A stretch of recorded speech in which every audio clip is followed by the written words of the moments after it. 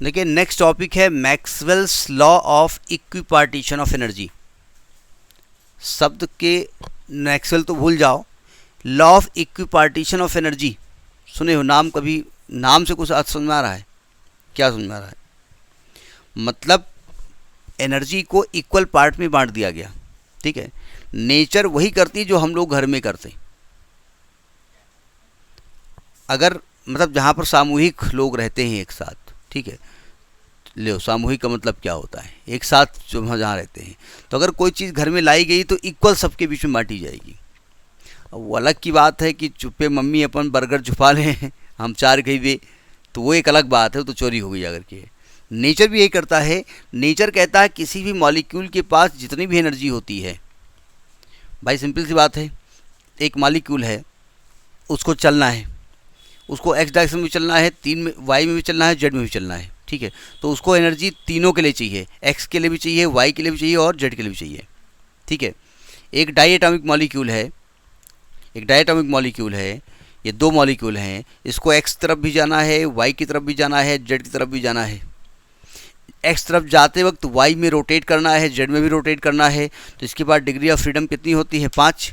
तो जितनी भी एनर्जी होगी वो हर डिग्री ऑफ फ्रीडम में इक्वली डिस्ट्रीब्यूट कर देता है कि भाई इतना ये इसमें खर्चा होगा, ये इतना दूध वाले को दे देना, इतना इसको दे देना, इतना धोबी को दे देना, इतना मास्टर को मत देना बात दे देना मकान किराया मना कर देना को अगले साल देखा जाएगा, अभी हम बहुत बिजी हैं, बहुत दिक्कत है।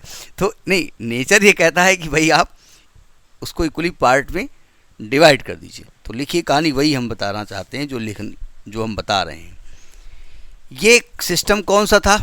ये पुराने समय में हुआ करता था।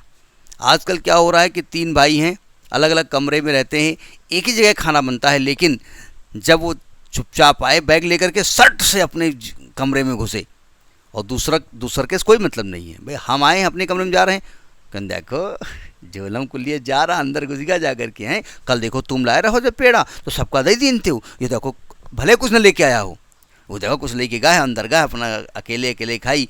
ये मॉडर्न समय में है। तो ये क्लासिकल सिस्टम ऑफ पार्टिकल के बारे में बात हम कर रहे हैं। क्लासिकल वर्ड भी फिजिक्स ने भी यूज़ किया वर्ड क्लासिकल। तो लिखिएगा according to this law, according to this law, in a classical system of particles in a classical system of particles which is in equilibrium, which is in equilibrium at absolute temperature capital T, at absolute temperature capital T, the average kinetic energy, the average kinetic energy associated, sorry, kinetic energy per particle associated with each degree of freedom, with each degree of freedom is half kT, is half kT। कहीं पर कर k के साथ b बना देते हैं वो Boltzmann के लिए, तो आप हाफ kT कर दो, half kT, where k is a Boltzmann constant, where k is the Boltzmann constant. देखो जरा कह के आ रहे हैं, जरा इसका मतलब समझ लीजिएगा। आपको याद होगा हमने एक मॉलिक्यूल, एक पार्टिकल की एनर्जी का फॉर्मूला बताया था 3/2 kT, एक पार्टिकल, और एक पार्टिकल के पास कितनी डिग्री ऑफ फ्रीडम होती है? 3। तो अगर हम एक डिग्री ऑफ फ्रीडम के लिए बात करेंगे तो 1/3 से डिवाइड कर देंगे, तो यानी ये अब कहा जाएगा हाफ kT। तो वही तो हमने बोला कि अगर कोई पार्टिकल क्लासिकल फिजिक्स में अगर वो इक्विलिब्रियम में है, ठीक है, तो सिंगल पार्टिकल की हर एक डिग्री ऑफ फ्रीडम के लिए एनर्जी कितनी होती है? हाफ kT होती है। अगर f डिग्री ऑफ फ्रीडम है तो f से मल्टीप्लाई कर दो। तो लिखिए if the particle has f degree of freedom, if the particle has f degree of freedom,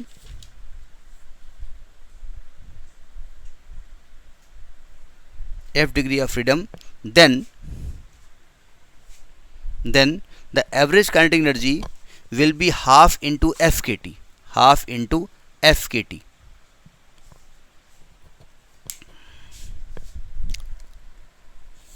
half into F के टी, यानी कि हमने क्या पढ़ा, अभी हम प्रूफ करेंगे इसको। हमने क्या पढ़ा कि एनर्जी जो होती है वो हर डिग्री ऑफ फ्रीडम के लिए इक्वली डिवाइड हो जाती है। इसी को कहते हैं law of equi partition of energy. नीचे लिखो, it means for any dynamical system, statics के बारे में बात नहीं की जा रही जहाँ बॉडी स्टैटिक हो, क्योंकि स्टैटिक बॉडी के पास काइनेटिक एनर्जी नहीं होती है। In any dynamical system in thermal equilibrium,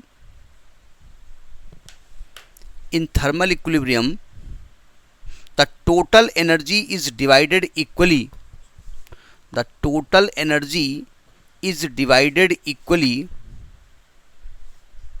among all the degrees of freedom,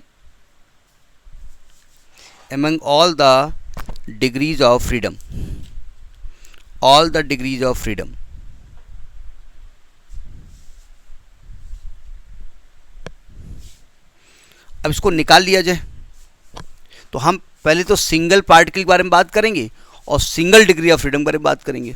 single particle के बाद कितनी डिग्री ऑफ फ्रीडम होती है? 3 होती है।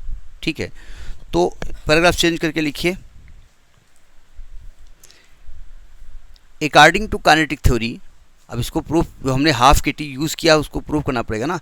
According to kinetic theory of gases, the mean kinetic energy of gas molecules, the mean kinetic energy of gas molecules at temperature capital T, E बराबर half M we square होता है। तो m और v square बोले तो v bar square, और यही आपने पढ़ा है 3/2 के टी। सिंगल मॉलिक्यूल के लिए जो एनर्जी पढ़ी है वो कितनी पढ़ी है? 3/2 के टी। ठीक है, अच्छा, चूंकि ये पार्टिकल 3 डायमेंशन में मोशन कर रहा है तो अलग अलग इसके पास कितनी डिग्री ऑफ फ्रीडम है? 3 डिग्री ऑफ फ्रीडम है। क्यों? क्योंकि 3 प्रकार के मोशन कर रहा है, या तो एक्स तरफ जा रहा है, वाई तरफ जा रहा है और जेड तरफ जा रहा है। तो एज हम वी बार स्क्वायर को V x square plus V Y square, उसको 1 डाल दो, प्लस वी जेड स्क्वायर ले सकते हैं। नीचे लिखो, where V X V Y and V Z are the components of velocity along x, y and z axis. Along vx, vy and vz are the components of velocity along x, y and z axis.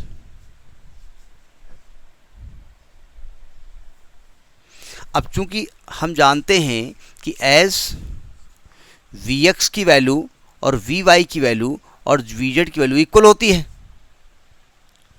सो हम क्या इसको v bar square is equal to इसको v x square plus v x square plus v x square ले सकते हैं।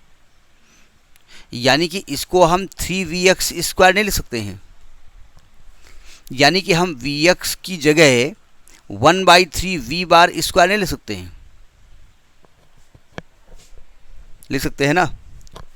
यानी कि अगर हम आपसे कहें कि काइनेटिक एनर्जी ऑफ मॉलिक्यूल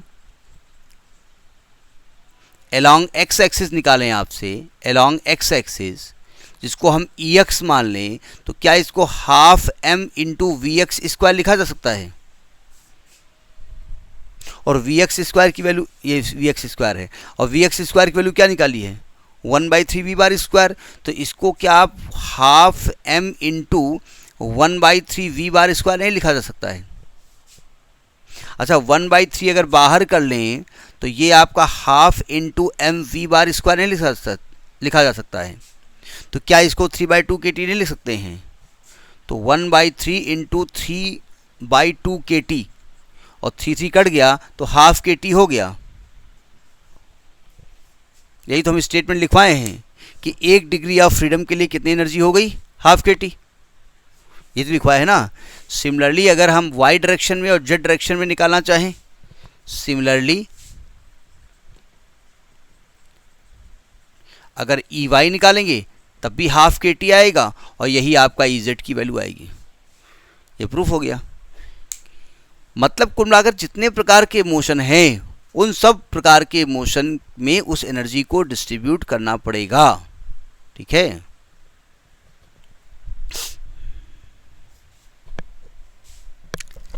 तो ये है आपका law of equipartition of energy. ठीक है, नोट करिए इसको।